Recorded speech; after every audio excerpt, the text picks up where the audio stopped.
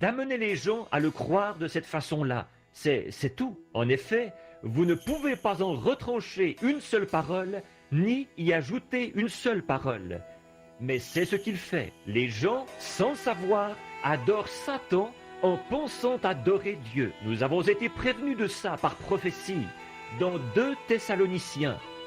Lisons-le donc. C'est 2 Thessaloniciens, chapitre 2. Prenons-le donc un instant, si je peux le trouver tout de suite. J'aimerais le lire. Je crois que c'est bien 2 Thessaloniciens.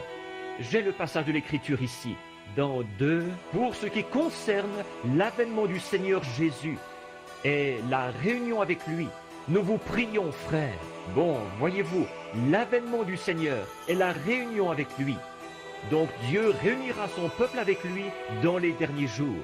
La réunion des gens avec le Seigneur, pas avec l'Église, avec le Seigneur. La réunion avec lui, de ne pas vous laisser facilement ébranler dans votre bon sens et troublé, soit par quelque inspiration, soit quelques paroles ou par quelques lettres qu'on dirait venir de nous, comme le jour du Seigneur était déjà là. Que personne ne vous séduise d'aucune manière, car il faut que l'apostasie soit arrivée auparavant et qu'on ait vu paraître l'homme du péché.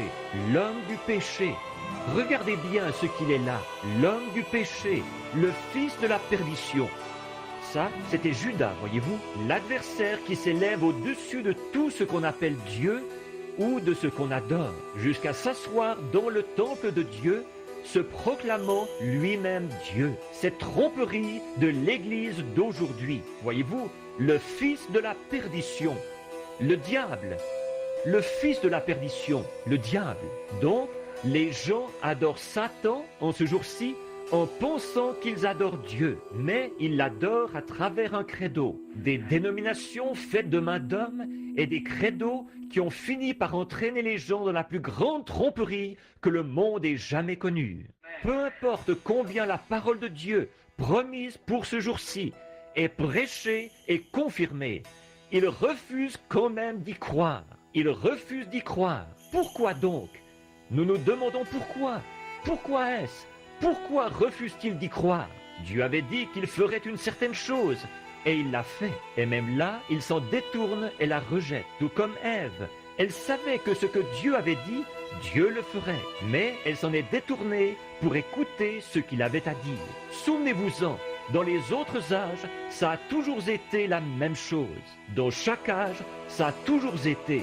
Satan cherche à pervertir cette parole, en la présentant aux gens de façon à ce qu'ils voient un autre âge. Regardez, quand Jésus est venu, voyez-vous, Satan était installé dans ce groupe de docteurs juifs, de rabbins et de sacrificateurs. Il essayait de leur dire qu'il fallait observer la loi de Moïse, alors que la parole elle-même déclarait que ce jour-là, le Fils de l'homme allait être révélé.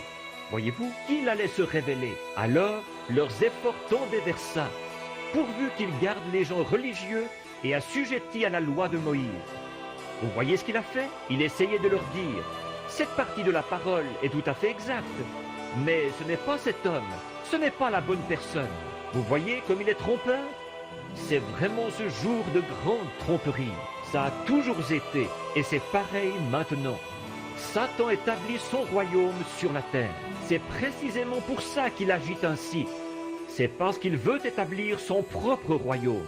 Tel un homme d'affaires qui n'est pas chrétien, il va prendre tous les moyens possibles pour vous faire voir une chose de travers. S'il poursuit un but et qu'il a avantage à vous faire agir ainsi, à vous faire voir la chose comme ça, il vous présentera tout ce qu'il peut et vous empêchera de voir la vérité là-dessus, parce qu'il ne pense qu'à lui-même.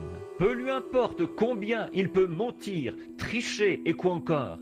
Il a un avantage à en retirer. Et c'est pour ça que Satan a agi ainsi. Et pour arriver à ses fins, il s'est servi du ministère, comme Dieu l'avait promis. Or, c'est par une séduction religieuse qu'il a commencé en Éden.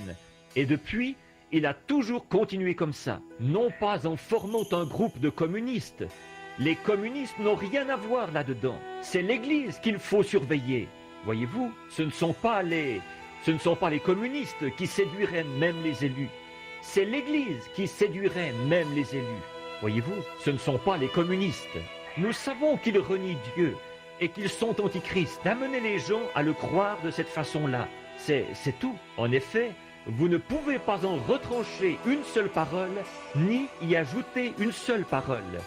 Mais c'est ce qu'il fait. Les gens, sans savoir, adorent Satan en pensant adorer Dieu.